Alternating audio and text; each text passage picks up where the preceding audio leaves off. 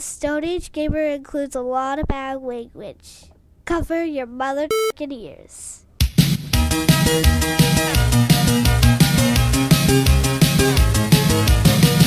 Good evening and welcome to the Stone Age Gamer Podcast. I am Kris Randazzo and joining me tonight is Basket of Shovelware, Dan Ryan. I just lousy with shovelware.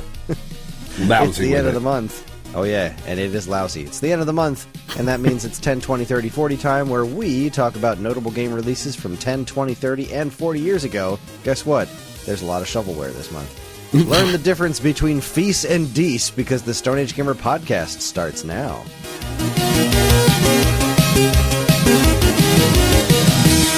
Hi everyone, this is episode 408. It is the week of... Oh, I don't know. I didn't write that down. Where's my calendar? What is today? The 29th. It's the 25th, so yeah, this will go at the 29th. It's the week of April 29th, 2022. Yeah, hey, it's the end of April. Yeah. Already. Look at that. Just blowing on by. How you doing? You know, I'm all right. I'm fine. All this is fine, Kris. I'm very achy because yesterday... Ooh. All right. So here's what happened. Yesterday, Karen was the power top, and... I forget if I mentioned this on the show at some point before, but all right. So my mom has an above ground pool in her backyard, and it was one of those like soft side ones. You know what I mean? Yeah. And it's lasted, I don't know, like 7 or 8 years now, and it was time to replace it. A tree had fallen on it. It sprung a leak or two. Like things weren't going great for that pool. So my mom decided that she was going to replace it with a hard side pool this year. Mm-hmm. And, you know, so she went to a pool place and they were like, yeah, we sell the pools, but we also have to install the pool and it's a whole fuckload of money. Oh, yeah. She was like, no. No. So stop it. She went online and bought a hard side pool online that was shipped to her house in various pieces. And then she was going to try and hire somebody to put it together after the fact. And then she remembered, I have a son. Well, I jokingly posted in a response, when she posted on Facebook that she got the pool, I jokingly responded, hey, I'll put it together for a slice of pizza. I won't do it well, but I'll do it. And it'll be up. I was joking because I don't know anything about building a hard side pool. And then she responded like, no, I'll hire somebody, haha. And then like a few days later, she calls me like, I was thinking about your offer. I'm like, whoa. Offer is a strong word. I'm not saying I'm unwilling. I'm just saying I don't know if it's a very good idea. It's just like, look, I looked at a YouTube video on how to build one of these pools, and it doesn't seem like it's that complicated. And I'm like, all right, if this is really the way you want to do this, let me make a few calls, because I'm not doing it by myself. I do not have that power. I can tell you right now, I'm fairly handy when I need to be, but building an entire hardside pool is outside of the realm of things that I can do. Physically speaking, I'm not up to the challenge.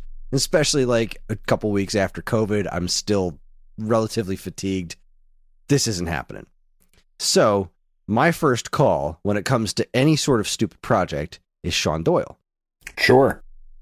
So I texted Sean. I said, Sean, how confident are you in your ability to build an above ground pool? And his response was, never ask me how confident I am. I ditched a Sherpa guide halfway up a mountain in Africa after convincing him and the rest of the party that we could split into 2 groups and meet at the top. When do you want to put up, and what room is it going in? Yep, that sounds right. So at this point, I'm all kinds of excited about this project because, doing ridiculous things with Sean is one of my favorite things to do in the world. Sure. So we made the plan to do this thing yesterday. And we met at my mom's house at 10 a.m. and he brought along my other friend Greg and a guy I know named Zach, who was a girl I went to high school's son. And so Zach, Greg, me, and Sean got to work on building this pool. And we figured, all right, it's 10 o'clock in the morning. Sean's got to be somewhere around 5 o'clock. Oh, you're not even close by 5. Well, that's my guess. We were kind of close by 5, but things went poorly. Many things went poorly throughout the course of the day. The whole, like, actual hard side of the pool was so ridiculously heavy. We spent so long trying to level the ground, which we'd planned for. That was the part of the job that we knew was going to take the longest, actually leveling the ground to the best of our ability. And even that, by the time it was done, by the time water was going into the pool, we were like, yeah, that side's definitely lower than that side, but there's nothing we can do about that now. It's fine. It's far too late. Far too late. There's already water. We are way, way past that point. This was a job for professionals. Like, we followed the instructions, but man, there were so many points we had to, like, call in my sister and my brother-in-law just to hold parts of it in place, because you're supposed to have, like, a team of 20 people doing this. You're supposed to have a crew, not a group of assholes. Exactly. Yeah. And we were most definitely a group of assholes. We got the whole thing, the whole wall up and fed into the track. The track where it needed to be. And then we were about to move on to the next step. And then a giant gust of wind came and just blew half of it down. Oh. And sand that we had used on the inside got all inside the track, so we had to, like, take it out and shop vac and try to shimmy it back in. And then, like, we made the circle, and it didn't fit. Like, it didn't fit all the way around the circumference. And the instructions were just absolute assholes. They're like, if it doesn't fit, take the wall out, roll it back up, and try again. Fix it. Like, this thing was so heavy. It was because it's metal the size of a fucking pool. It was insanely heavy. Rolling that back up? No way. There's no way we could have done that. And then the same thing happened with the liner. We got the liner in, and they were like, if the liner's either too big or too small, just take it out and try, take it all apart, try again. Like, nope. No. It was Not like doing an that. hour. What are you talking about? That was like an hour getting that thing in there and wrapped into place. It was insane. We finally got it to the point where we feel like everything's right, but like we start pouring water into it, and like every now and then, so we had the shop vac run through this hole in the side of it to suck air out between the liner and... Chris, there shouldn't be a hole in the pool. That was your first mistake. Yes, there should be. It was in the instructions that there's a section in there you're supposed to run a vacuum hose into so you can suck air out as water's going in, so it doesn't create folds and stuff like that that's weighed down by the weight of the water.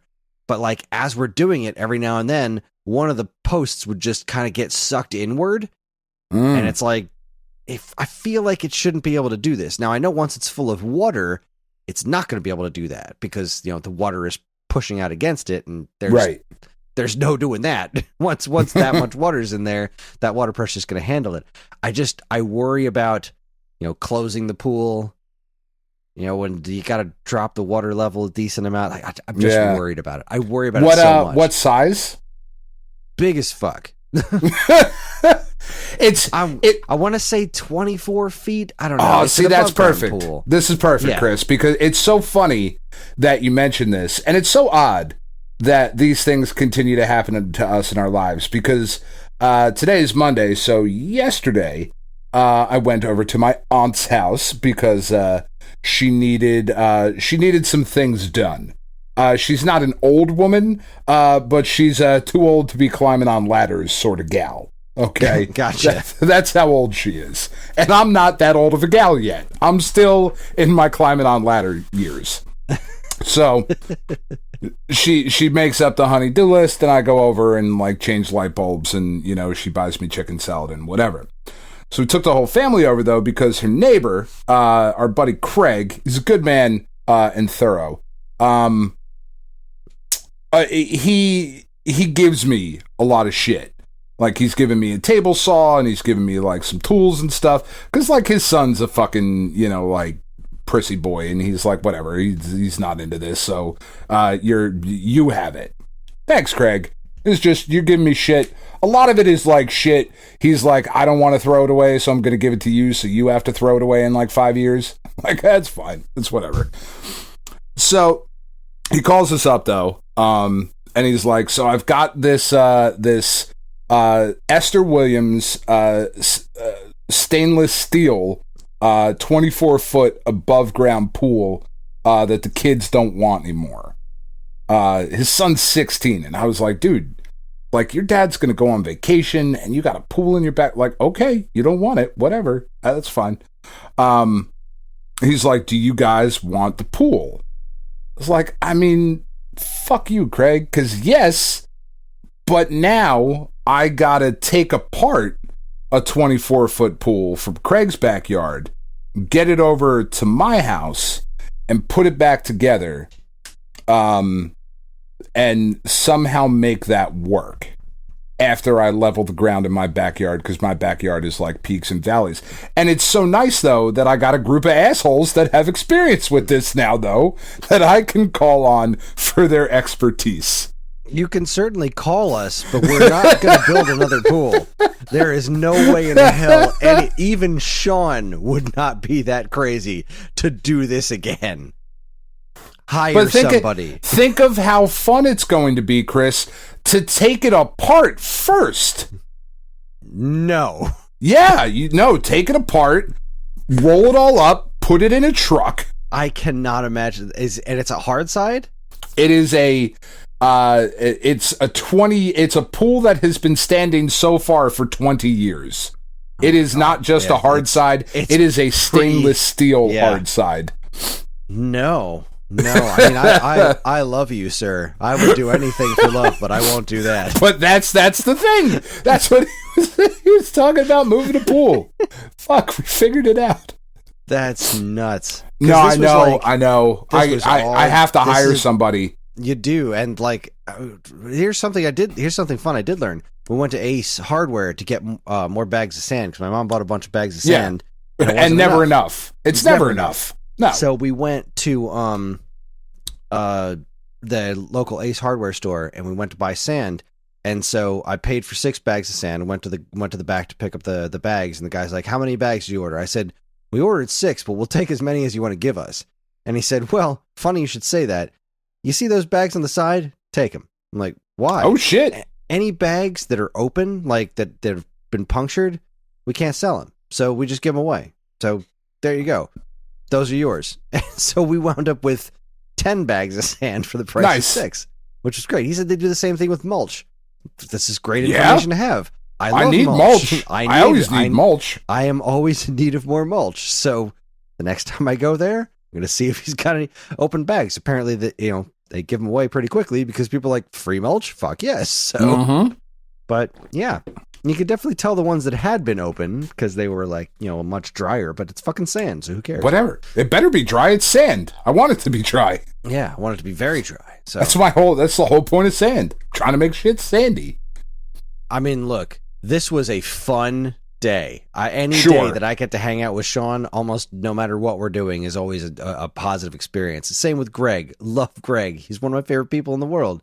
I had so much fun with these guys. It was great. It was funny, but it was a hard day. Yeah. And I am in so much pain from it. And I never, ever would. Like, the whole day, we're like, we shouldn't be doing this. We are not qualified for this. We're qualified for a lot of stupid shit, or even capable of accomplishing a lot of stupid shit. But we are so terribly underqualified for this. We are so out of our depth. By the time we were done, we had reread the instructions. Like, Sean took freaking point on this, man, and I was thrilled that he did. Because Sean's crazy. He's one of the craziest people I know, but he's also one of the smartest people I know. Sure. And like, he took point on this project, and he went over the instructions point by point the whole time. Like, he's still feeling nervous about it, but like, looked, we followed the instructions. We did everything that thing said to do, and the pool is still standing. So, and the flowers are still standing. Yeah, no, it's just, man, I was walking away from Craig yesterday, and he was like, "So, what do you think?" And I was like, "Fuck you" is really the only thing I'm thinking right now, Craig, because like, you offered me a pool. I can't say no to that. Can't you though? I can't. Because then you I gotta have fill it up with water. You gotta spend the money on the chemicals. Pools can be money pits, man. Of course they are, but we already have a pool, but it's one of the shitty soft side pools that doesn't last. That is good, that's going to have to be. I didn't know you already had an existing pool. Yeah, how big is your existing pool? The existing pool is like 14 feet. Something like that, 16, 18, something like that. It's not nowhere near. It is not this 24-foot behemoth that Does it fit in your yard? Yeah, barely. It changes some things. It's gonna be pressed up against the back door, but yeah, no, it's fine. You got to get in the pool from the kitchen window. It's fine. So we don't need a ladder, though. No, that's the thing. You don't need the ladder, obviously. The kitchen counter doubles as a ladder. It's great. No, there's there were some plans that we had for the backyard, because dogs and shit as well. But it kind of alters some of those future plans. That's a problem for future me. I'll deal with that eventually. I mean, if you're gonna get use out of a pool, that's awesome. I'm just saying, my kids, you gotta hire someone. Oh my god, my kids love swimming. We love it too. I mean, that's why we were in on this. Like, yeah. I'll do this pool at my mom's is like our savior throughout summer vacation. Oh yeah. Like, I can work in the screen room and throw the kids in the pool, and they can both swim now, so we're good. Yeah, it's great. It's just, all right, what are we doing today? We're going swimming at mom's. Yay! So, yeah, always, every day. Yeah, my kids are like, it's the only thing they want to do. So, and the pool got, the soft side pool that we had got a hole in it about halfway through the season last summer, and we were just not in a position to replace it. Like, we just weren't, and like, thankfully now Tiff is back to work and all that, like, and we could get another soft side pool, but motherfucker offered me with a hard side pool. A hard side fucking above ground pool with a deck and the whole fucking schmageggy. I was like, God damn it, Craig. I gotta wonder how well that'll travel and reassemble. Apparently very, very well. Tiff has been really, really, like, getting in on, like, studying how to do this and how to put it back together and what is going to need to have. The biggest issue we're going to have is leveling out the ground, because our backyard really is a fucking disaster. Like, and it was when we bought the house. Like, we knew that going into it, but every time there's a heavy rain, it floods the back. Like, it's going to need some work. So. Oh, I got a guy though. I got a guy who knows some people. Who's it's gonna be good, Chris. We're gonna have a lot of fun. One slice of pizza, you said? I'll give you two. I look forward to hearing all about it. I look forward to seeing pictures. It's gonna be fucking dope. You'll have a better chance convincing Evan to help you. Evan, drive up from fucking wherever you are. I don't even know where you live. It's down south. I don't know. There's fucking racists by you. I know that. Point to them on the map. I know you're in a state that's like really about like Brandon going somewhere. Together. Yeah. Anyway, let's go you ever Brandon. played any video games? God. Just a lot of the show. I spent a lot of time with the show this week. I was going to spend a lot of time with the show this week, but I spent a lot of time with it this week trying to hone in on my review for Nintendo Force. So kind of messing around with a lot of the different stuff that the Switch does pretty well. And trying to spend some time doing the online, like co-op and all, which is great when it works. But Sony really needs to get the servers taken care of for that shit, because it's not the Switch's fault at all. It's a server side fault. Man, when the co-op works, it's really fun. It's really fun, like switching back and forth between like pitching and defense, or like just pitching in infield or outfield defense, and trying to work with randos on the internet. It's pretty cool. I like it. I like it quite a bit. But it doesn't always work. There's a problem. And then we spent some time with Wargroove, still trying to, go through that, just playing through like a map a day and making it through the missions. And man, that game's it's really good. It's really, really good. It makes me really, really sad that I'm not playing Advance Wars. Yeah, I wonder when that's going to pop back up. God, right? Like, has it been long enough? I guess not, because there's still like a war going on. But like, a lot of people seem to have kind of moved past it a little bit. I don't know. Like, maybe? Am I crazy? At least past the point of it being overly insensitive, I guess. Yeah, like, it feels like now would be an okay time to release it. Right? Anyway. But at this point, they've got so much other stuff on their schedule. Like, I'm really curious when they're going to hit this, because... I don't know.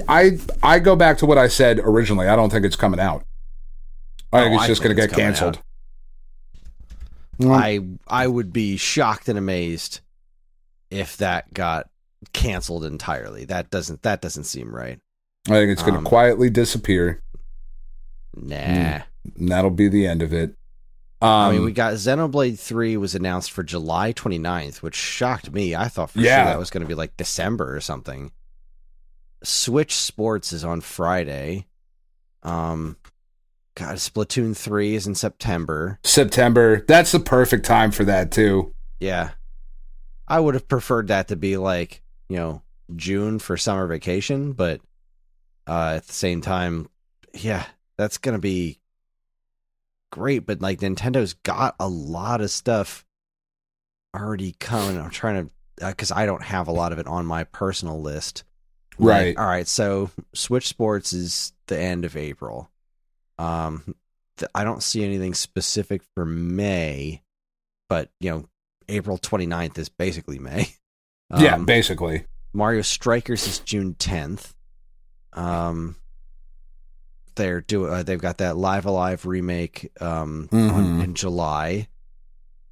What did I say? And then July 29th is Xenoblade, which kind of covers August. September 9th is Splatoon 3. And past that, they've got Pokemon coming out this holiday. What the heck else is first party? Can't think of anything else first party for the rest of the year. That's Bayonetta 3 is still theoretically this year, especially since Breath of the Wild got pushed back. Yep. I don't know, man. Yeah, there just doesn't seem to be a good spot for it. And maybe that's something that they're like... Unless it's in June. Like, right, well, or May. Maybe they drop it in May. Right? Because Switch Sports will be a thing. And then I think they have the golf DLC for Switch Sports coming in June, maybe? I think that's when they said that was. So maybe sometime in May is the right time for Advance Wars. Maybe that's it might be. I don't know. And maybe I'll be done with Wargroove by then.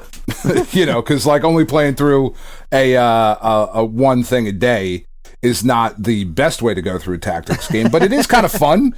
Like it's just I'm gonna tackle this one little bite-sized chunk and make my way through it. And the game's just so good. It's got so much personality. I actually think you might dig it. Like, I know you're not a huge tactics guy, but I think farted with it a little tiny bit. There was a demo available on something, and I was like, I don't know. We're gonna see what happens with Advance Wars. That's where I'm at with that type of game. We're gonna see where Advance Wars leaves me and go from there. Yeah. I think it's got enough personality to where it's something that you might like be like, oh yeah, this is, like, I get it. I suppose we'll see. And then just playing a little bit of pad. I haven't played too much pad this past week, just because we had a bunch of other shit going on. We're trying to get a couple of these dogs adopted because we have just way too many dogs at my house right now. Because everybody is just totally like filled up. A lot of COVID dogs that people got are getting dumped now because people are back to work and they're like, nope, this doesn't work for my life anymore, so fuck this dog.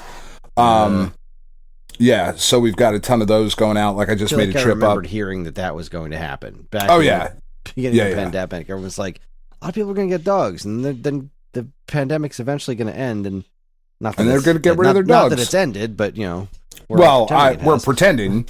We're just closing our eyes, going, nah. No, I can't take care of this dog. Why did I get a dog?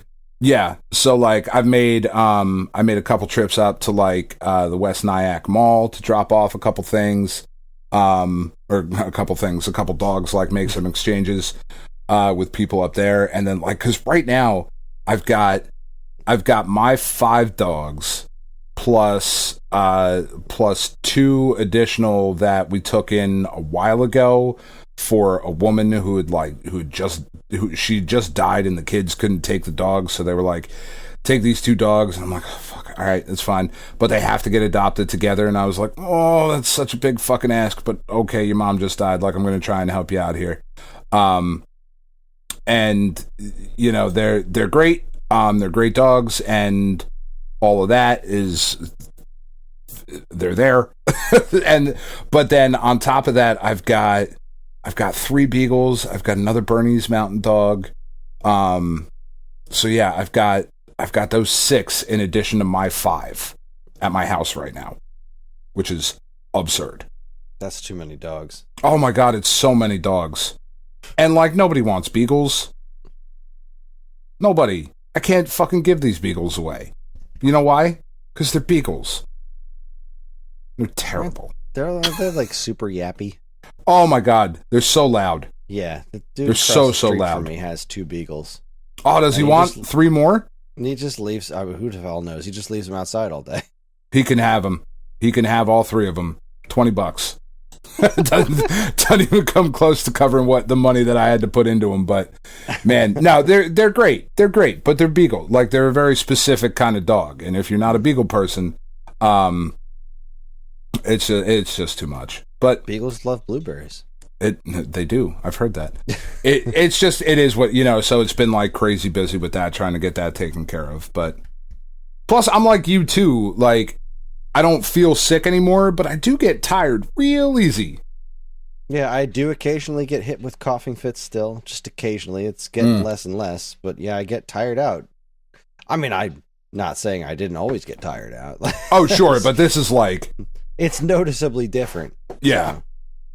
It's like, oh, I feel older than I did. And that sucks. I feel older. Yeah. What about you? What have you been playing? Oh boy, I've had a week. Well, theoretically this week I'm finally starting up Zelda 4 Swords Adventures with my friends. Nice. Sean and Greg, as a matter of fact. Sean and Greg and Sean's sister are gonna come over to my basement, which I did finish that amiibo thing I was talking about last week. Got them all lined up across the behind me here. It looks fantastic. But yeah, they're coming over on Thursday. We're gonna start that. I'm pretty excited. Sonic Spinball came out on Nintendo Switch Online. Mm-hmm. Same with like Shining Force 2. Yeah. What was the third one? Something Space Harrier? Space Harrier 2. I hate that game. Yeah. I understand that it's technically theoretically impressive, but I've always thought that game looks like garbage on the Genesis. Sure. It's like the scrolling itself isn't so bad, but the fact that the character moves around so choppy, I can't do it. Just barf. But Sonic Spinball, I freaking love Sonic Spinball, and I've never gotten anywhere in the second table. I've beaten the first table tons of times, but the second table is like, I can't do shit here. But now I have a rewind feature, and like I had it on that Genesis collection, but it's like almost unplayable. Everything on that collection is almost unplayable because it's got this terrible button lag. And I booted this one up right away. I was like, that's how this game's supposed to feel. And I blasted through the first level in no time, because I used to play this on Genesis all the time. I freaking love Sonic Spinball. And now I'm on the second level, and I'm ready to tackle it with my rewind feature. I'm so excited about it. That's pretty cool. On the opposite side of the spectrum, John's Minecraft has been crashing constantly. We played last night. He played for half an hour, and he had 2 complete crashes. As in, game completely frozen. You have to close the software, which then crashes, and like something went wrong. The software closed because something went wrong. And I can't find that really sucks. I can't find any explanation. Like, this is happening to a lot of people on the Switch version, and I think other consoles as well after the most recent update. Really? But this update's been out for a little while, and it doesn't seem like they're doing anything about it. So I have a couple of things I'm going to try, and then I might just buy it for him on Xbox One, because I assume that one should be fine. But then he's not going to be able to do the Mario stuff that he likes to do in it, because he knows the Mario Minecraft stuff that's on the Switch game. So I don't know. Right. That's so weird. And I was seeing stuff when you were posting about that earlier today about like the hidden version of the Switch, and you can like, what the fuck, man? That's weird. This is just the standard cartridge version we bought brand new at Target, like not this past Christmas, but the one before, that John like played a little bit and then didn't touch for like a year, and then he finally got into it like just a few weeks ago, and he's been really into it and doing all kinds of fun, cool stuff, building dinosaurs out of random blocks. Like, he's having a ball with it, but he just gets so fed up with it because he starts doing something and then it just crashes on him. And I feel bad because I feel like I shouldn't have to fix this problem, because none of our other games have this problem. Right. We don't, I guess we don't play a lot of, modern games on other systems, but no other Switch games have this problem. Nothing else that he plays has this problem, and it's absolutely ridiculous. It's freaking Minecraft, for crying out loud. It's you can play it on a toaster. One of the most popular games in the world on one of the most popular platforms in the world, and it's just broken for a lot of people. That's and there's weird. No communication about it, no nothing. Just like, meh, whatever. Fuck you, I got mine. Yeah, that's kind of what it feels like, which is unfortunate. Yeah, it's really bothersome, but I guess we'll see what happens.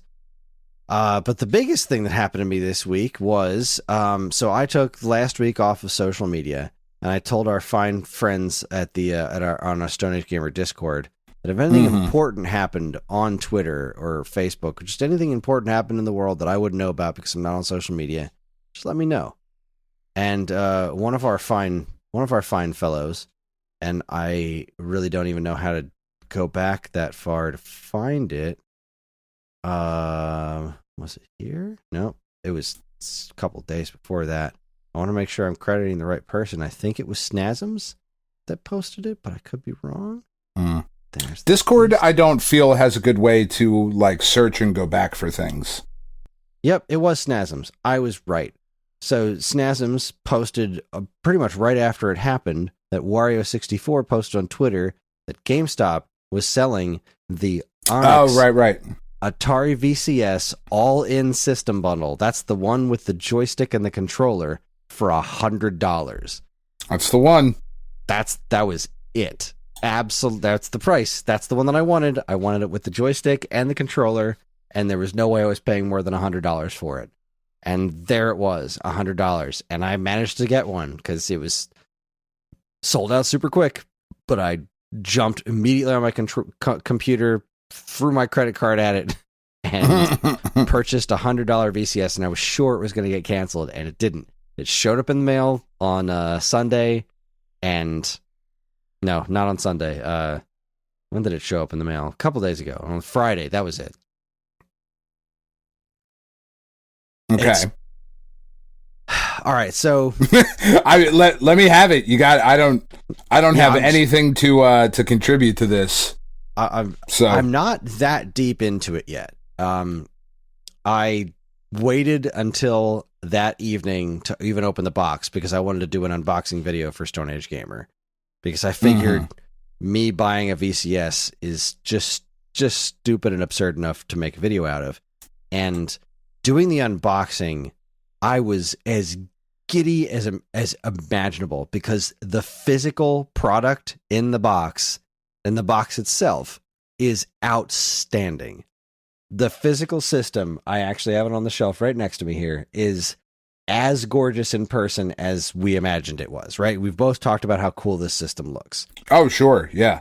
It is exactly as awesome as I had hoped it would be. It is such a gorgeous little system. I took a couple of pictures and threw them in the Discord because it's the all black one. I wanted the one with the wood grain, but GameStop doesn't carry it. And seriously, I'm not going to find this again for $100. So right.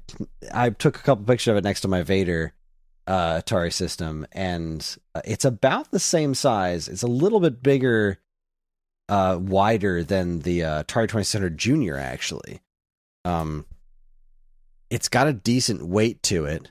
The controllers are nice. Like, I'm holding the standard controller right here, and I love that the left analog stick is red, because the placement of the red is like where the button was on the original 2600 joystick. So, like, just looking at it, it invokes that look of the original joystick with having that red dot there and the placement on the controller, which is neat. There's some attention to detail there. The physical attention to detail on this whole system is nuts. The physical product is out freaking standing. I cannot stress that enough. The actual physical products that came in the box, and even the box itself, like, that has all these, like, the little boxes that have the components in them and stuff, all have, like, asteroids printed on them. That's awesome. It's really, really great. This controller is quite nice. It glows in pretty fun ways. The D-pad is just a circle, which I thought I would hate, but it's got these 4 little pins sticking out of it that, like, so you can feel the 4 cardinal directions. And it's nice. It's not the best D-pad, but it far works from the worst. It works. It definitely works. The buttons feel real nice. It's got, shoulder buttons and triggers. It's a standard controller, and it's got a really good weight to it. It seems like it's made out of a good plastic. I'm a fan. The joystick is also a work of freaking art. It is also as gorgeous in person as you would want it to be. It has 2 rubber grips on the bottom, so if you actually wanted to put it on a table and play it that way, that's nice. It's not really sliding around, which is really cool. The stick itself is a bit looser than I want it to be. And I was trying to, like, compare it to using the regular 2600 joystick, and I feel like a lot of that resistance I was getting was just from the rubber on the outside. It's taken me a little bit to get used to. It feels really nice to use. The joystick itself presses in like an analog stick, like a button. Oh, that's kind of cool. And it's got the red button in the one place, the Fuji logo in the upper right-hand corner, your start, forward and backward buttons, and it's got an extra trigger button on the side. So it is fully functional for whatever you need it to do as far as, like, navigating menus and playing Atari games. It is great. Turning the system on, however, is where things start going a little bit awry. It is not bad. It just has some really weird issues. Like, the controllers do not sync automatically wirelessly unless you make them. Like, out of the box. Like, it says, plug in a joystick. Okay, so I plugged them in. And then I unplugged them, and they're like, all right, your controller's not connected anymore. Well, but what? But it was. What are you talking about? They plug it back in, and it's good. So you had to actually go to, get the system to synchronize with the controllers. Like, plugging them in does not do the job. You have to, wirelessly synchronize them. So that's kind of a weird thing. There's an aspect ratio issue that cannot be fixed, which is one of the reasons I moved it down to the basement, because I originally set it up in the living room, was thinking, like, all right, I'm eventually going to load this thing up with all the classic Atari games I love, and I feel like I kind of want to just, do that without coming down to the basement. Like, I want to fire it up on the couch and go that way. But and I've looked around online, and this is a known issue. This screen is going to display the size that it's going to display, and where in most modern consoles you can adjust that screen size to fit whatever screen you have. There's no option for that here. It has to be fixed on a TV level. So if your TV can't do that, you're just going to be dealing with images that are cut off. So you have to, like, hit that weird button that nobody ever hits, the, like, zoom wide thing. Ugh. Yep. And my TV upstairs doesn't have that because I bought it. It's just a cheap TV. Yeah. But fortunately I hooked it up downstairs and it looks perfect. But that's just, there's no way to adjust that on a system level. You cannot adjust its display size on a system level, which is stupid. That's super strange. Incredibly strange.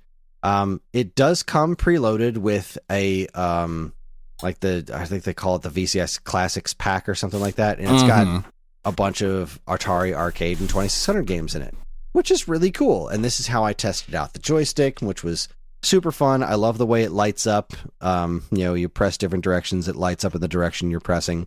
First thing I did was I loaded up Breakout. And I gotta say, the Atari 2600 games do not work as well as I want them to. They don't perform all that great. Like, I'm using the joystick, the paddle in the joystick to twist and move the paddle back and forth in Breakout, and it's real jittery. Like, not great. And it didn't seem like it was the controller that was the problem, because also all the sound effects are wrong. That's wild. What the fuck? All the sound effects in every 2600, with the exception of Asteroids, Missile Command, Yar's Revenge. What else did I play? I played like 4 or 5 2600 games, and the sound effects were all wrong. That's I'm wild. Just like, what in the world? Like Circus Atari. Why? Exactly why? And this thing. And how? Are you not just emulating? I don't know. Your original what's shit? What's going on? Because like I know where they play perfect. It's almost the exact same program that I have on the Switch, which is the Atari Flashbacks collection. And it's almost the same list of games, and like the menus are identical. But when you go into the games themselves on the Switch game, and presumably on the PS4 and Xbox version, the same thing as well, you can bring up like console settings. Like it'll bring up 2600 and you like hit the black and white switch, or zap it up and down to fry the game or whatever. Like you can do all this neat stuff. That's not in here. Your only options are to like go back to the main menu or reset or look at the instructions. So like you can't do any of that system level 2600 stuff on there as far as I can tell. Which again, what the hell? I will say this. I then loaded up Asteroids, the arcade version. Playing that with the joystick was an absolute treasure. Because they did, and like I mentioned this in the unboxing video because I was messing around with the joystick and showing off the lights, that it's like, this is the stuff that the Amico was talking about being like really cool. And I didn't even notice it until like the third time playing it. It's a neat little thing, but whereas Tommy was saying how all the lights and stuff and the controllers were like super integrated into like the gameplay experience. Yeah. This was just a really neat bonus. I'm playing Asteroids, and as you're playing, like the lights that light up around the joystick are almost working as like a dangers in this direction kind of a thing. And like, it's got force feedback, which I didn't even realize. It didn't even occur to me that this would have force feedback in it. But like when you die, it goes through this whole like light show of your ship exploding. Oh, that's cool. It's a really, really, this thing does so many things right and so many basic things wrong. As far as I can tell, there's no search function on the freaking shop. That is bananas. And even if there is one, the fact that I can't find it is bad. Is bad. Because you're an asshole, but you're not an idiot. Right? And not after a couple of days looking at it. It could be right in front of my face. It really could, but I just don't think it is. I've been looking at this thing because I'm trying to figure out how to get Stella on there, which according to the internet was included in the last update as something you can just buy, not even buy, you can just download from the VCS App Store. But the other problem is the fact that this thing is called the freaking Atari VCS, which has always been one of my problems with this thing, because they originally called it the Atari Box. It's like, it's a great name, Atari Box. I love it. They called it the VCS. That's the name of the 2600. So when you try to Google search Stella Atari VCS, it's just talking about running the Atari 2600 VCS games. Because there already was an Atari VCS, you fucking assholes. Do people call the 2600 God of War, right? This isn't the God of War and God of War situation. This is a freaking game system, all right? Do people call the 2600 the VCS though? Like I've literally never heard it called that. A lot of older people do. Okay, I don't talk to old people. I don't talk to anyone. I've seen it referred to quite frequently as the VCS because that's what it was. It was the VCS. Right. There was the 2600 VCS, the kind of thing. And VCS is what a lot of people just refer to it as because that's what the name of the goddamn system was. So it makes searching for information pretty challenging at times. I keep landing on this same article that says that now I know you can do PC mode, and I that's one of the options on the main menu. I clicked on it once and was immediately intimidated and said, no. It's like, nope. Yeah, I clicked on it. It's like, so just insert a flash drive with whatever operating system you want and go to town. I'm like, I don't have a flash drive with an operating system on it, so no. So no, not going to do that. But apparently you can very easily just open this up and there's a slot inside to put a hard drive, and you can just drop a hard drive in there with Windows running on it, and then you're good to go, which is, I think, what I want to do. Because I kind of want to just use this as sort of I want to use this to run Stella and play Atari 2600 games with this wonderful fancy joystick, which I believe is, from what I've come to understand, Stella has integration now for this VCS joystick because, people like this thing and you could buy it separately and connect it to Bluetooth to a computer because this is basically just a mini PC. Right. And that's always been the thing. Like, it's a mini PC and it's okay for the price, but at that point, why not just do a way better mini PC for that price? Right. But then it showed up for $100. And I had to have it. And I love the physical packaging. I just love this physical unit so much. It looks gorgeous on my shelf. I'm so happy I got it at this price. I love all the attention to detail of the design. I just need to make it work the way I want to make it work. Right. And kind of like a Raspberry Pi, but not. You know what I mean? I really just want this to be my decent emulating machine. And I've seen a lot of reports that PSP games run great on it. So okay, I'm going to use this to play Mega Man Powered Up. That's my plan. And I want to try to run the rest of the Monkey Island games that I got in that collection. I'm going to run them through this and play them on my television because this is a mini PC that hooks up to a TV nicely. That's the goal. So I'm going to get there. I don't think it's going to be too hard. And I have help of people in the Discord here. I'm going to see if I can arrange some sort of day to hang out with Matt Much and see if we can figure this out, Yeah. Because he mentioned that he wanted to tinker with it, and I want to tinker with it too, but I don't know what I'm doing, and he does. So that sounds like a real fun day to just be like, all right, let's open this thing up and see what it can do. And it's great. I can't believe maybe there's VCS. Maybe there's some awesome stuff that like you're saying, even if it just becomes an emulation machine, that's fine. That's what I want it to be. I just want this to play every Atari 2600 game. That's what I want it to do. And if I can load it up with other stuff like Intellivision and ColecoVision, or obviously the other Atari systems, 52 and 7800 and XE and stuff, that would be great. But really, I just want this to be my 2600 emulation machine. That's what I want. Yeah. And to do the handful of PC things that I can't normally do. So that's kind of what I want, and I think it's going to be able to do that just fine with a little bit of effort. And I'm very, very excited about it. Well, I can't believe so, I own man. this damn thing. I've been talking about it for so long. I was like, man, I really want one of these. And clearly they're getting rid of them because they're just, stores don't want these anymore. Micro Center clearance theirs out a while back, but not this low. And even I think GameStop clearanced them. What was it, 2 weeks ago or something? They clearanced out was clearancing out the wood grain ones for $250. And I was like, that's close, but it's just the system. It's just the core system. You want $400 for this damn thing? That's absurd. $400 is of course they're not selling any of these things.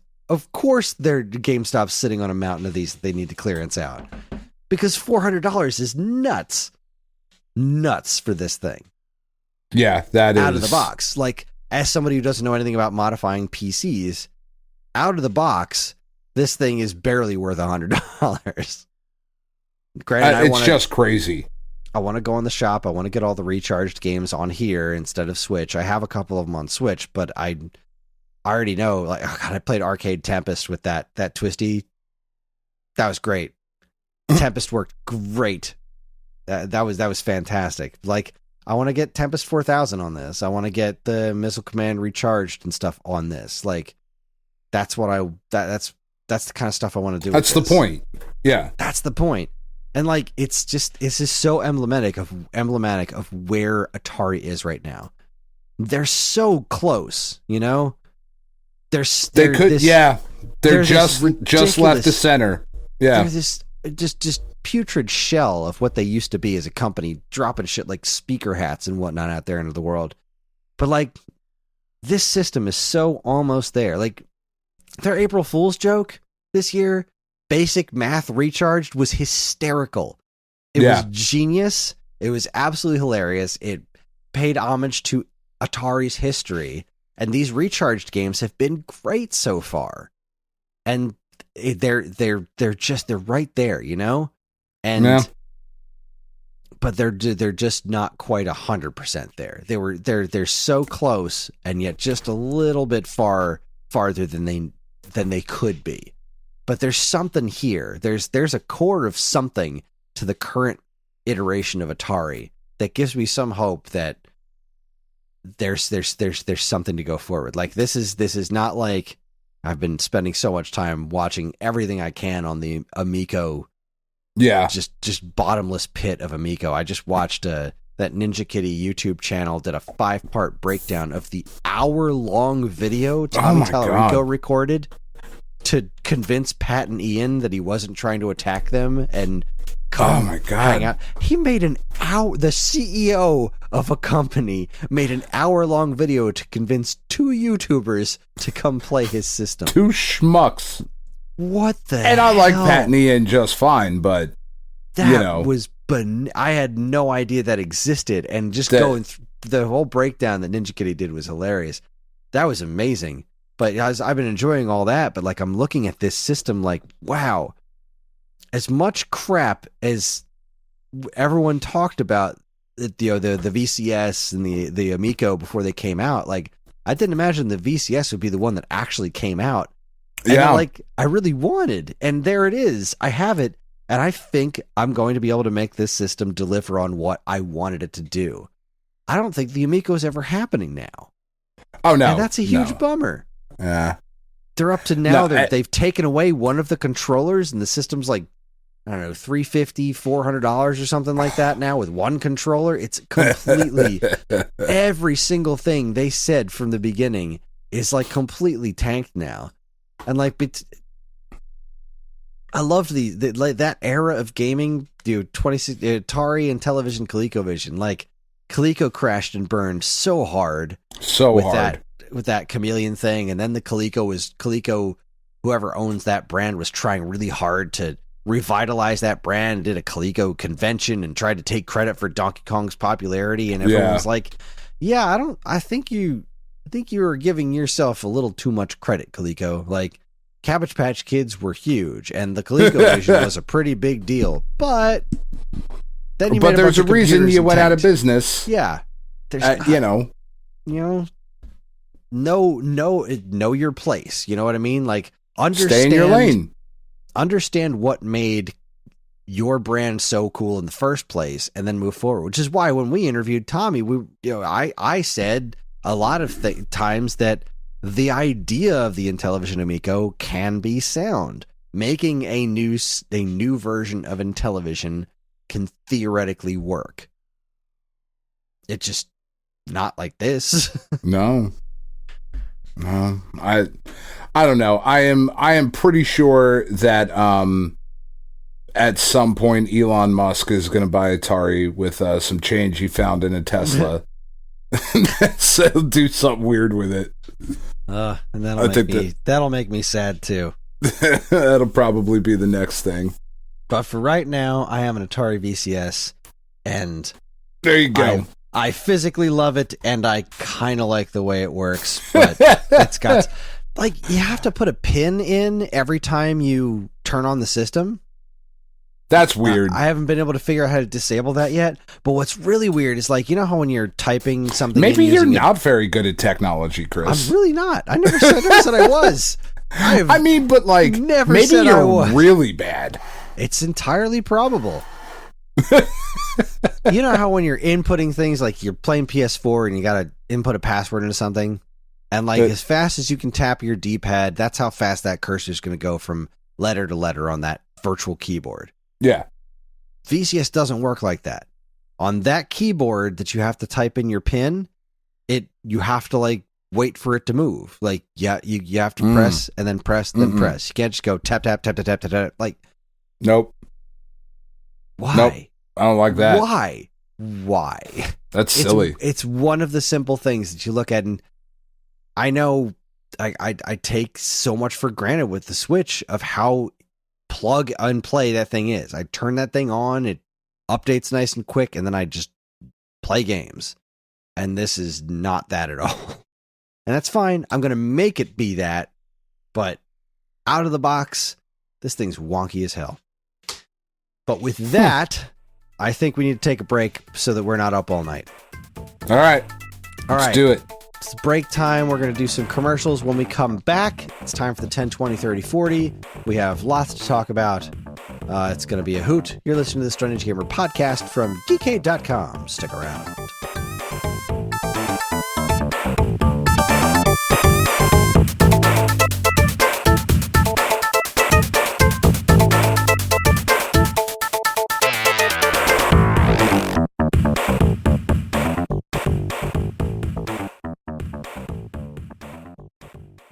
And now, here's a quick look at some of the other original content available now from our partners and geekade.com. First up, Free Comic Book Day is the best day of the year for comic book nerds everywhere. You want comics? We know you do. Comic shops across the nation will have selected titles and allow audiences of all ages to stop by, get some free books, and shop some of the best sales of the year. Don't be a dummy. Take your kid or yourself to FCBD, you uncultured swine. For more information on how to find participating comic book shops near you, visit freecomicbookday.com. Next, as you may know, I love Mega Man, particularly the original Recipe Mega Man series. I'm also a big fan of the recent Mega Man Legacy collections, currently available on modern platforms. The thing is, they only cover the basics. Sure, they cover said basics remarkably well, but the amount of original Mega Man content that still hasn't been reissued in any way, shape, or form is staggering, as is the number of important releases that will soon be made unavailable thanks to certain digital storefronts closing up. Looking at you, 3DS. What am I talking about? Well, I made a whole darn video that explains it all pretty well. From FMV adventures on the PlayStation to a rousing game of soccer, you can listen to me talk about all the unpreserved Mega Man games in Where the Heck is Mega Man Legacy Collection 3? Available now in the Gratuitous Rainbow section, the Gratuitous Rainbow Spectrum section on the Stone Age Gamer YouTube page. Gratuitous Rainbow Spectrum section. Finally, Joe and Greg and Joe decide to cover yet another Japanese-only game, Super Family Racing. This updated Famicom game by Namco will have you F1 racing around a large number of tracks and with a ton of options. It's surprisingly robust for a game of its time period. How does it play? What are the pros and cons of the whole bird's eye view during gameplay? How does it hold up today? Can they keep calling it the SNES podcast if they keep covering Super Famicom games? Find out in the SNES podcast episode 198, Super Family Circuit. For all this and more from us and our partners, be sure to keep your eyes on geekade.com. That's where my eyes are right now.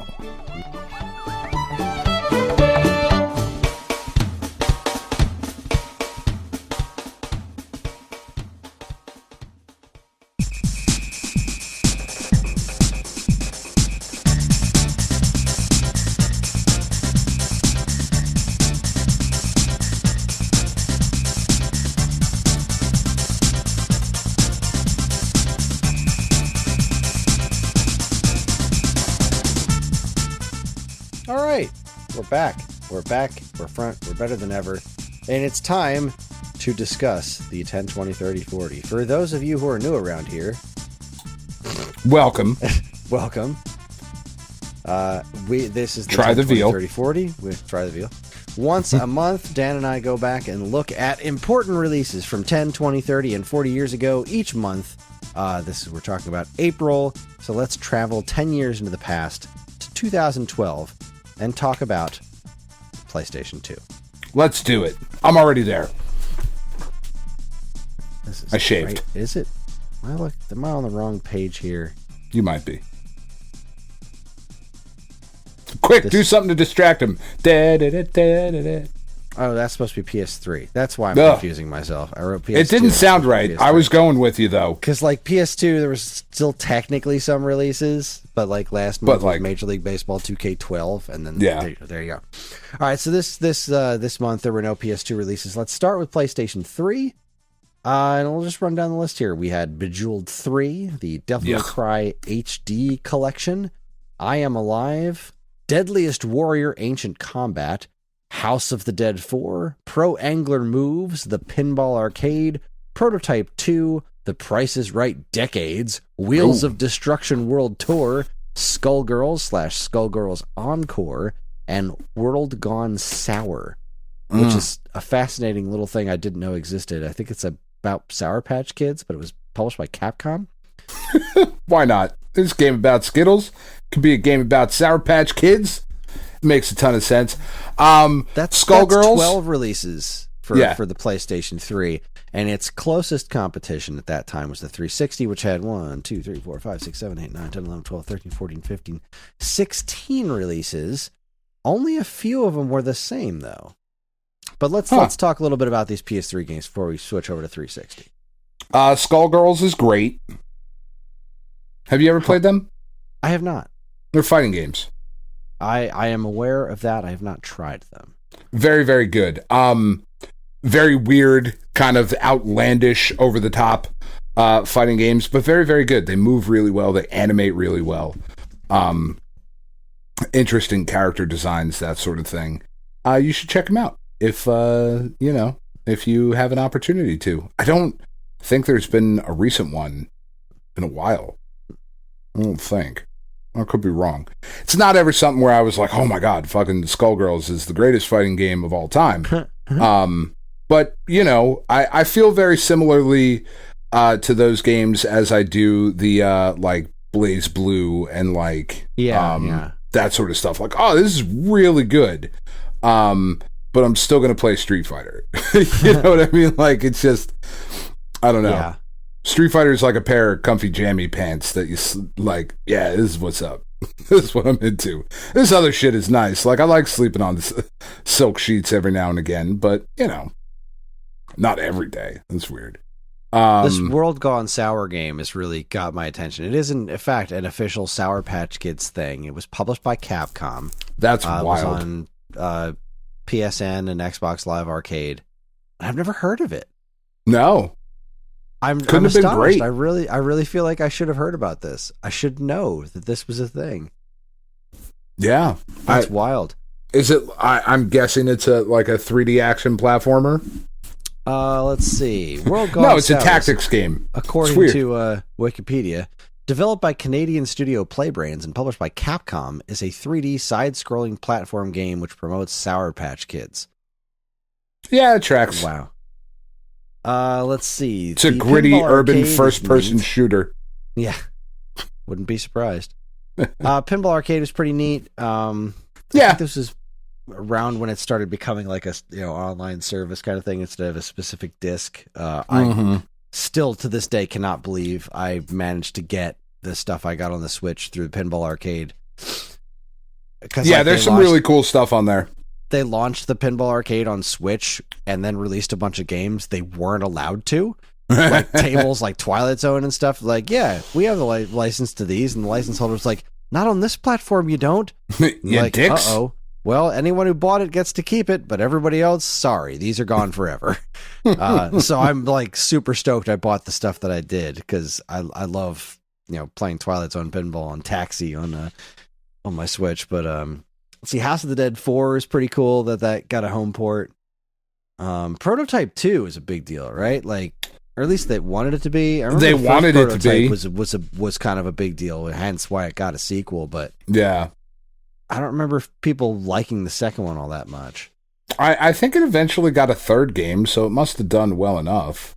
Yeah, I don't remember. I feel like it just kind of got lost in the fray. Like, I feel like the first one was like, oh, this is a really interesting and cool game. I like this. It got talked about a lot. And Prototype 2, I feel like just kind of came and went.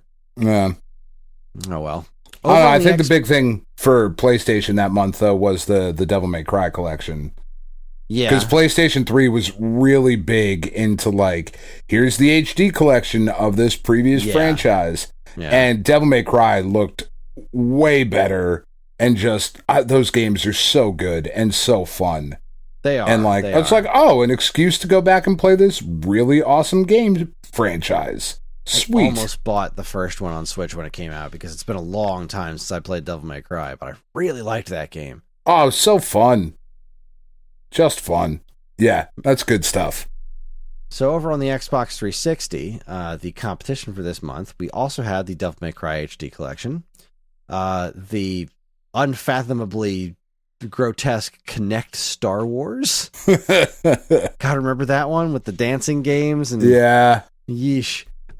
Something called Diabolical Pitch, Anomaly, Warzone Earth, Fez came out on Xbox 360. That was a big deal. I like Fez. Fez. A big deal on PC. That guy's a twat, but yeah, but Fez is a cool ass game. It's a cool game, but man, you're a douche. Deadliest Warrior Ancient Combat, whatever that is, was also on PS3. You don't remember that TV show? I don't. Deadliest Warrior, they would like compare historical warriors, like who would win in a fight, like a pirate or a samurai. That's insane. Yeah, and then they made a fighting game out of it and was like, that's not a great idea. Gross. Let's see. Other things that, Pinball Arcade was also here, Skullgirls, World Gone Sour, and Prototype 2. But on top of that, there was, let's see, Let's Dance with Mel B, Bloodforge, Deep Black Episode 1, The Splatters, Trials Evolution, Prototype 2 is also there, and probably the biggest one, Witcher 2. This was not nearly as big then as it is now, at least on consoles, but I remember when this came out, it was like a big deal because the PC version was such a big deal. I have played exactly 0 seconds of a Witcher game. Same here. Rather liked the TV show. Yeah, didn't watch. I've seen 0 seconds of that TV show. Not saying that makes me better than you. I don't know. Stop being a dick. So, no, I don't know. Solid month. Yeah. Witcher intrigues me. Yeah. But then I never pull the trigger on it. It's the show's worth watching. Yeah. Like it. I'll add it to the list of shit I'll never get to. Yeah. I'll play the game one of these days. I won't. No, you won't. So between PS3 and Xbox 360, I kind of feel like the 360 came out ahead here.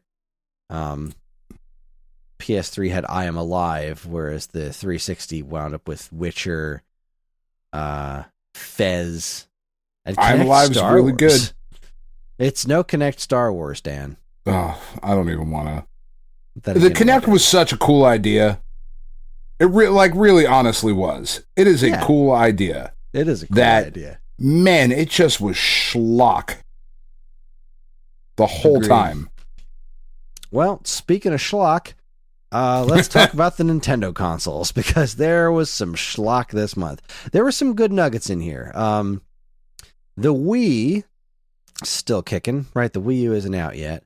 So the Wii, we've got Titanic Mystery, Battleship, Let's Dance with Mel B, El Chavo.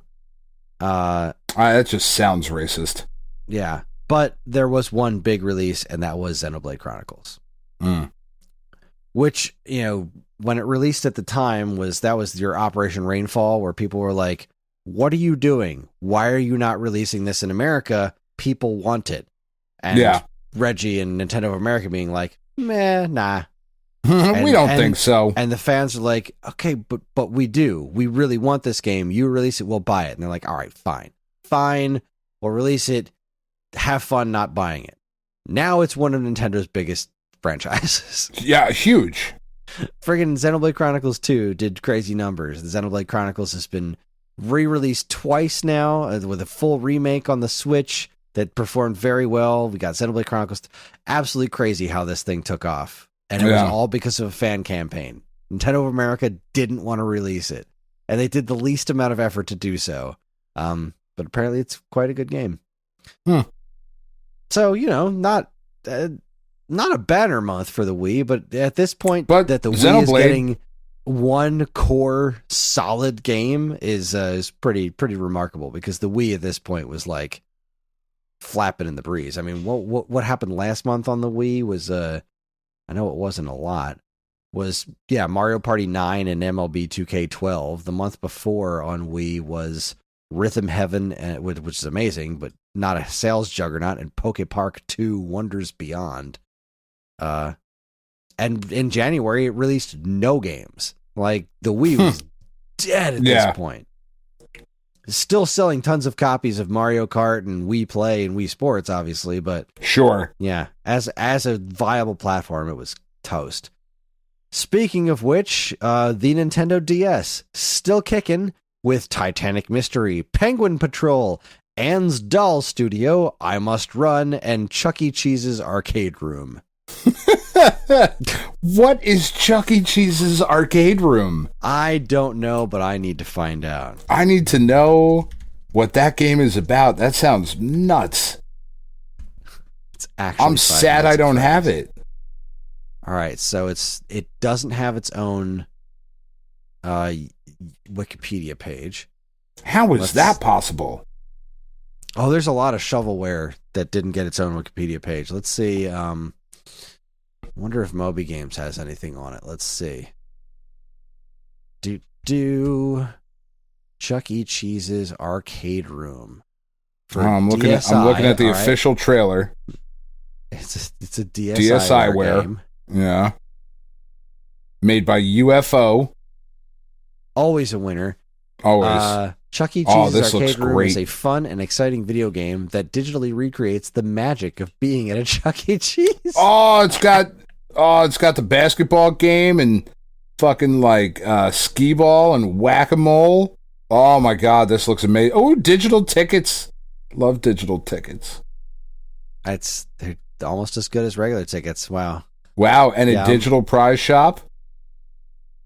Oh, you can dress up Chuck. Oh, Mr. man. Cheese. You can give him a different hat and pants. Put a hat on him. Oh, this is good stuff. I'm into it. Top tier. Stop it, I can only get so erect. Let's see if the 3DS did any better. It did, but only slightly. I mean, damn sure better. We got Funky Barn 3D, Ketzel's Corridors, 50 Classic Games 3D, Shifting World, Block Factory, and then the one, at least interesting game, Spirit Camera The Cursed Memoir, which is a Fatal Frame game. Yeah. That's neat. Use the camera on the 3DS. It's neat. Man, that's some weird releases right there. Yep. Wow. I told you, mountain of shovelware. You are a basket of shovelware, Nintendo, this month. You were just look at that. Look at all that. My goodness. Gross. PSP didn't have any releases. The Vita had 4 in the form of Disgaea 3, the Pinball Arcade, Star Drone Extreme, and Treasures of Montezuma Blitz. Nope. Yeah. Disgaea games are cool. Yeah, Disgaea games are cool. Nothing but respect for Disgaea games. Good for you. But outside of that, Pinball Arcade's fine. But yeah, not a monumental. The PS3 and 360 had decent months. Nintendo, again, Xenoblade Chronicles was a big deal. The fact that it was, the fan outcry. But other than that, thumbs down. Thumbs down. Let's see if 2002 fares any better. April of 2002, 20 years ago, the PlayStation 1 still had releases. We had the 2002 FIFA World Cup, which released on everything. Yeah. And Dance Dance Revolution Konomics. If I remember correctly, this was Konami-themed DDR game. Oh my goodness. What songs are on this? Oh, this is fourth mix. No, I'm looking for Konomics. Oh my goodness. What games are they from? Yeah, this is just giving me song names. Yeah, that's weird. Well, good for you, PlayStation 1. Still kicking. Yeah, that's awesome. The rest of the platforms, though, we're looking at PS2, Xbox, GameCube, and Game Boy Advance. Had decent months, I think. PlayStation 2, Spider-Man the movie. That was a big deal.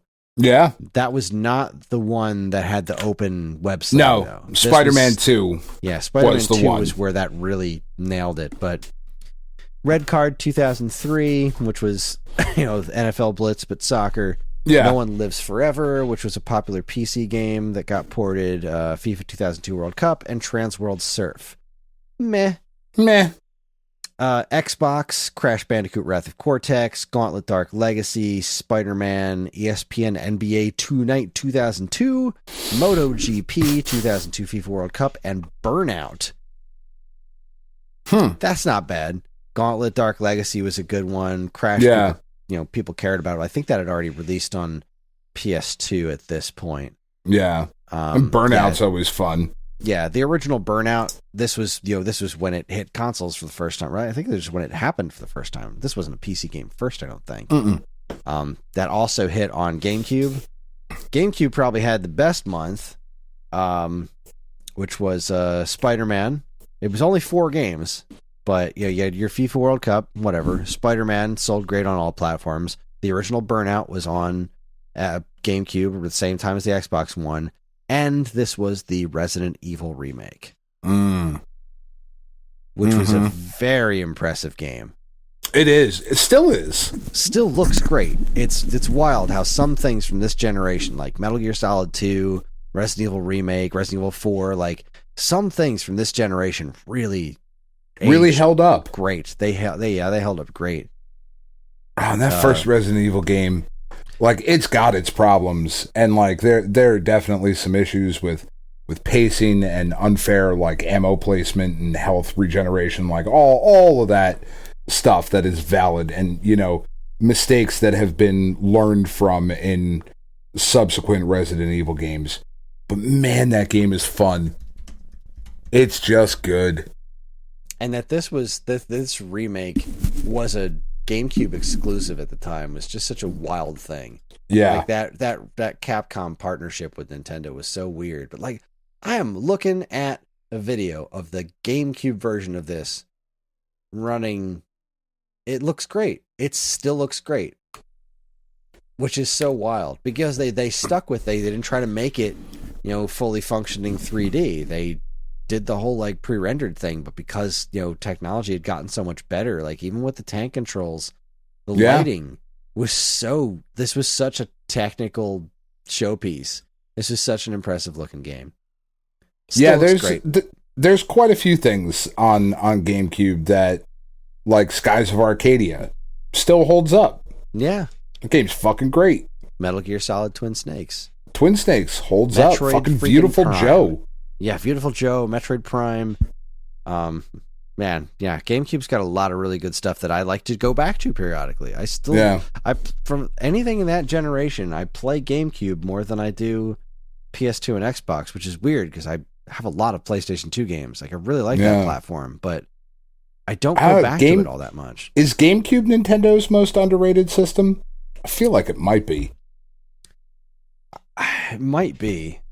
Definitely at the time, like for sure at the time, but it was because it didn't get nearly as many releases as the other platforms. I mean, this month in particular, like the releases it had were good, but there were only 4 games. There was twice that on those other platforms. Well, that's not true. PS2 had 5 games. 1, 2, 3, 4. Yeah. So But at the time, waiting for GameCube releases was like pulling teeth while the other platforms were getting everything all the time. Yeah. But the amount of quality on that platform was pretty high. I don't know. And that just leaves us the Game Boy Advance with Road Trip Shifting Gears, Serious Sam Advance, Shining Soul 2, Street Jam Basketball, 10 Pin Alley 2, and Shrek 2. Nothing you needed on Game Boy Advance that month. Yeah, nothing at all. So let's travel 30 years into the past. 30 years ago, April 1992, we're looking at NES, Genesis, TurboGrafx 16, Neo Geo, and Super NES. So, Neo Geo, huh? Yeah, I have a couple of Neo Geo releases this month. All right. So NES, we've got Advanced Dungeons and Dragons Pool of Radiance. Ooh. Hatris, Hook, The Mutant Virus, Crisis in a Computer World, Paperboy 2, Toxic Crusaders, Ultimate Air Combat, and Wizardry 2, The Knight of Diamonds. Not a ton of heavy hitters for me this month. Yeah, same here. Nothing. I remember wanting to like Paperboy 2 a lot because I love the arcade game and I played a lot of the first Paperboy on NES, but Paperboy 2 didn't really land with me. I never got into Toxic Crusaders.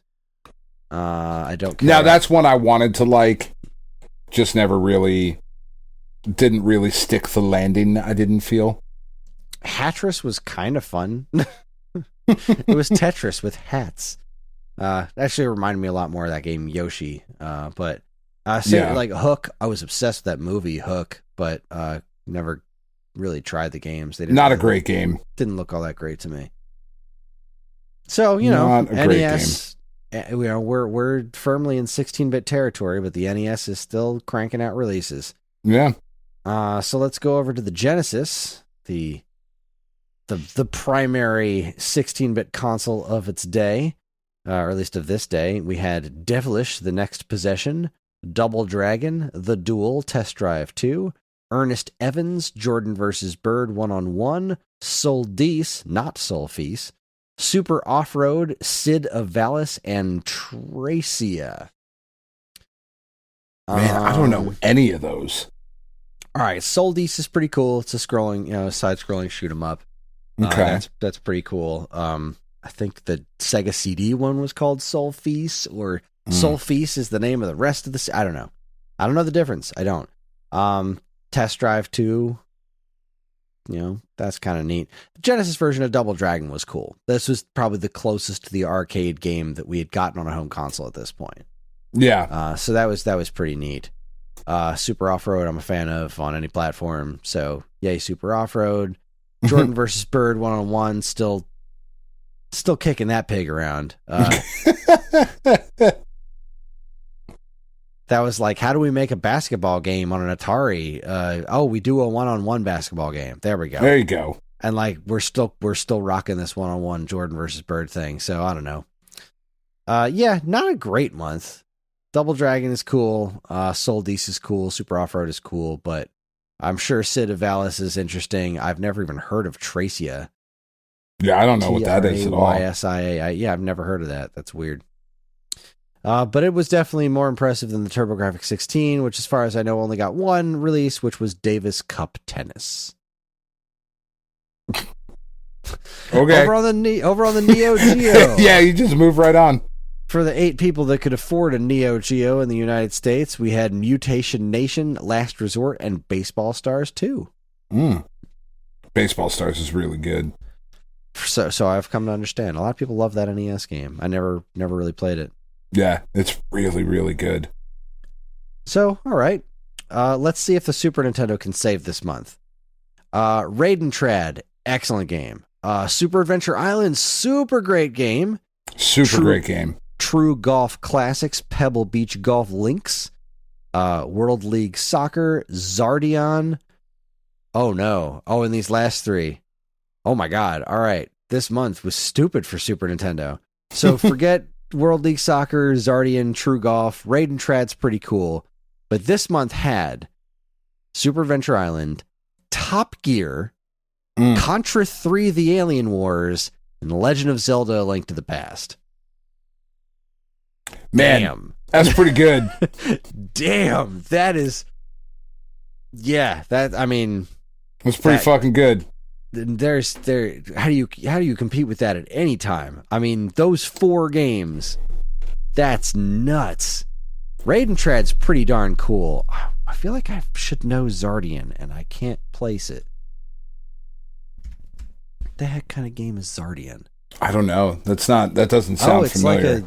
It's like a platformer shooter kind of thing, like really like you're this weird mech suit shooting things. Okay. Almost Turrican-like, but way slower. That's interesting. But yeah, it doesn't matter, because we had Contra 3, A Link to the Past, Top Gear, and Super Adventure Island. Holy crap. Yeah. All right, Super Adventure Island. Super awesome Yuzo Koshiro soundtrack in that game. Like, I love the music in that game. It's so 90s. Really took the basic Adventure Island formula, like really took it back, no dinosaur friends or anything. A really good looking game. Played really well. Yeah, it was just a tight, fun, simple game. It's not a masterpiece. No, but it's really, really fun. It is. It's Adventure Island doing the Adventure Island thing, and it's doing it really well. It was a lot of fun to play. I spent a lot of time with that. Spent way more time with Top Gear, though. It was a very, very smart update to Adventure Island. Yeah, for sure. The you press down when you jump to do the big, high jump, and God, I love that game. Just think about that music right now. It's like, yeah. Speaking of great music, though, Top Gear, I spent a ton of time with Top Gear. That game is still super fun to play. Horizon Chase Turbo, which I'm obsessed with, comes from Top Gear. Like, that was its biggest influence. That is such a great Super Nintendo game. Top Gear rules. But then Contra 3 and Link to the Past are like absolute top tier legends on that platform. Yeah, I mean, Link to the Past we've talked about more than enough times, I think. But yeah, Contra 3 is fucking awesome. It's my favorite Contra game. It's the one I go back to more than any. I think that game is just... I mean, this was Konami doing its thing. Like, this was like Konami hit the Super Nintendo hard, like right out of the gate with like Super Castlevania 4, which was, when was that? I was pretty early on. Yeah. Let's see. So January wasn't great for Super Nintendo. February wasn't all that great either. It was really just the Super Scope. March was nice with Lemmings, but like the Genesis was hitting hard during that time.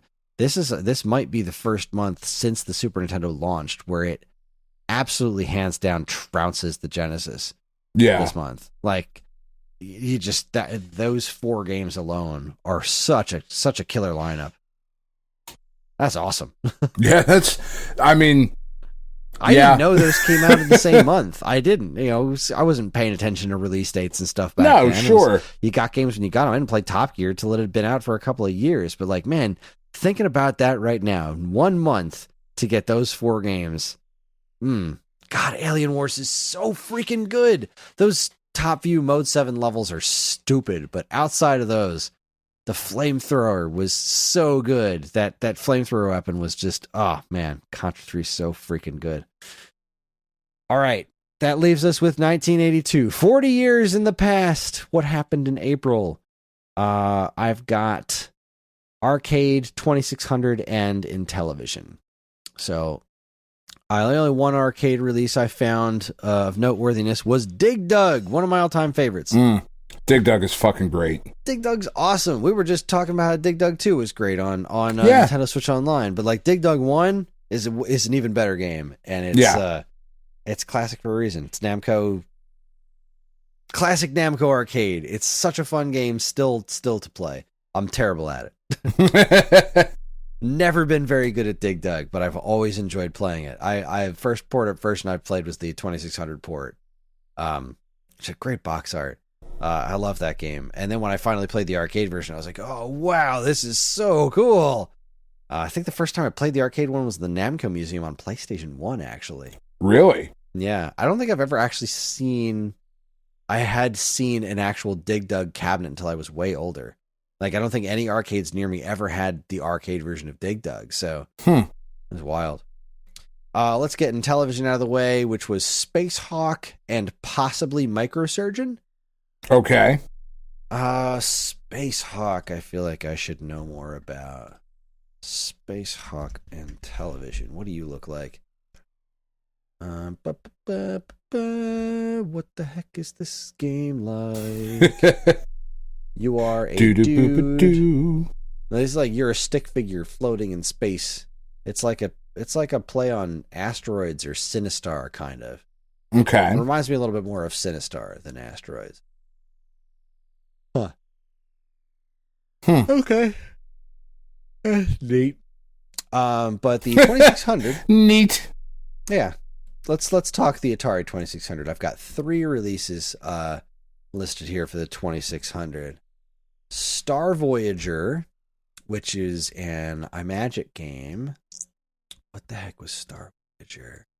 Okay, Star Voyager was kind of like a iMagic's take on Star Raiders. So it was like kind of a spaceship simulator, like from cockpit view. I was never able to get into these games as a kid. I always thought they looked really neat, but I just they were too much for my feeble child brain back then. What is Trick Shot for 2600? Why do I know this game? Pool, right? Right. Yep. And it's also iMagic. Wow, way to go! All 3 of them are iMagic, but the Trick Shot is Pool. Yeah, I've never actually played this one on 2600. Snazzy. Yeah, it looks neat. It's a pool game. Neat. Yeah, not the greatest thing in the world, but but none of that matters because the game that released on 2600 this month was also from iMagic, probably my favorite iMagic game, which is Demon Attack. Demon Attack is good. Demon Attack is great. I will not have you besmirching it by saying good. Demon Attack is great. Demon Attack is a super cool take on Space Invaders. It's got like a...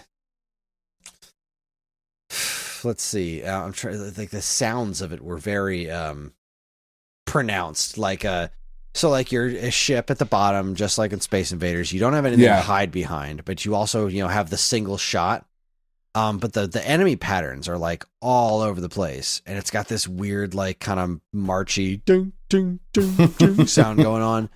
And as you play, there's usually only 3 on the screen at a time. And each time you blow one up, the next one will materialize. And the materializing effect is super cool. Yeah. And they drop clusters of energy blasts on you instead of just single shots. They were bigger too, right? Bigger sprites. They were bigger targets to hit than the Invaders and Space Invaders, but they move super erratic. Yeah. There's a couple different kinds depending on the levels. They'll shoot 2 giant straight lasers at you super fast. And, the game just keeps getting faster and faster. There's you get to levels where you shoot them and they split in half, and then they're flying at you in these little tiny bits, trying to crash down at you at the bottom of the screen. This is a really great 2600 game. It's a lot of fun to play this game. What a release. Good stuff. No Link to the Past, but this was a solid one. It is definitely no Link to the Past, but very, very few things are. That is true. Solid month for the 2600. Can't go wrong with Dig Dug. Like I said, around June, we're going to start seeing larger lists of releases at this time. When the 2600 really starts taking off, by October, we're going to be the November list of 2600 games is pretty stupid. Absurd. It's stupid. Plus, you've also got the launch of Vectrex and 5200. I think in October. So, good times. Good times, great oldies. Not a bad month. And that's going to wrap it up for the 10, 20, 30, 40 and our show. How you feeling? Pretty good. Yeah, it's not super late. Yeah, not terrible. Thought that was going to go longer. Yeah, I mean, if Angie hadn't run her mouth, we'd be doing even better. Fortunately, there weren't a lot of quality releases to talk about. There was a lot of stuff, but nothing oh my god. Yeah, we got to talk about that. Until that that genuinely surprised me, the Super Nintendo one, because I did the notes for that. That was easy to get, so I did the notes for that like a couple of months ago. The ones I did today were the 2012 and 2002 that I compiled the list of today. I didn't even realize. I knew we were talking Link to the Past. I didn't know it was also Contra and Super Adventure Island and friggin' Top Gear. Like, damn, it's awesome. That's a good month. All right, well then that is our show, and that's going to wrap it up for us. Join us next time when Dan and I will be taking on our next Stone Age Gamer Stone Age Starter Kit, and we'll be tackling the Sega Saturn, which might be quite a challenge because Saturn games are very expensive. They are, but not as expensive as Virtual Boy, so... Yeah, and there's only 14 of those, so we're just going to go ahead and skip Virtual Boy and move on to Sega Saturn, because Virtual Boy would just be silly. Yeah. Buy what you can. There's only 14 of them, so... Yeah. If you want Virtual Boy, have at it. I love that system. God bless you. God bless you. I love it. All right, we're on most social media platforms, and if you want to get in touch with us, we aren't very difficult to find. All it takes is a quick look at our show notes, and you'll see links to our social media accounts, as well as all manner of other fun stuff, like a link to our namesake, StoneAgeGamer.com, the Geekade Patreon, which helps us keep this show running week after week, and more useful links than you can shake a joystick at. This show's theme song, Squared Roots, was written by Banjo Guy Ali. You can learn all about his wonderful music and more by following the link to his YouTube channel, also in the show notes. And finally, as always, we'd like to thank our intrepid editor, Evan, for making this show listenable for all you folks, and we'd like to thank all you folks for listening in the first place. That's it, everybody. Gonna go play some Atari VCS. Thanks for listening. On behalf of Dan and myself, keep playing games.